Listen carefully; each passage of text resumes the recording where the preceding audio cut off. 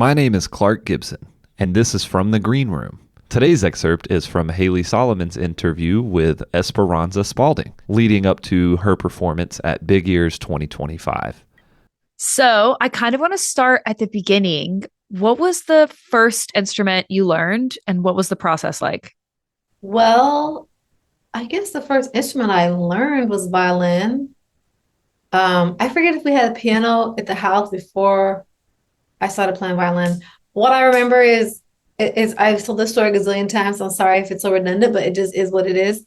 Um, I saw Yo-Yo Ma playing a Bach cello suite, and with my little 5-year-old, 4 or 5-year-old brain, I had never been exposed to anything like that, or heard anything like that. And it, this, and I still am very weirdly and wonderfully affected by the Bach suites, the Bach inventions, the Bach cello suites. And I just remember being like almost like startled, I didn't think the word I had was like beauty. I don't know what I thought about it. I just was so impacted by the feeling, and I just wanted to do that so bad. I wanted to, whatever that was, I would do a name for the instrument or whatever. And I just reached out. I reached out to my mom. I started harassing my mom, like, can I please? I want to play. Please, can I?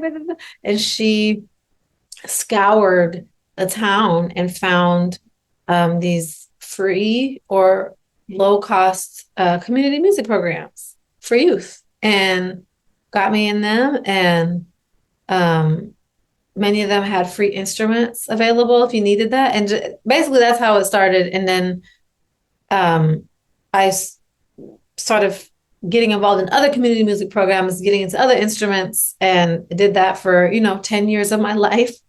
And then around 14, I encountered the bass, and then that kind of pivoted what I was going for, in the music education, music scene here available to me. So how many instruments do you know now? Oh, I would say just one, bass, really. I use the piano for composer's piano, like what they call composer's piano. I think if I retire for some reason, I would become a jazz piano player, but I haven't put the time in, and I take it like so seriously. I like wouldn't, it would take a lot for me to go out in the world and like try to play the way I wish I could play piano. And then of course singing, but I feel like I have definitely studied my voice like an instrument, and but I guess for some reason I don't think of it like an instrument. So bass and voice and composition. Composition is a voice too. So did you then, when you were saying you use the piano to compose, is that where you start most of your songs? Some of them start at the piano. I use it to orchestrate and, compose, like to get the things written out or arranged or fleshed out. But a lot of stuff starts with just voice, a lot of stuff starts with bass. Some things start with language.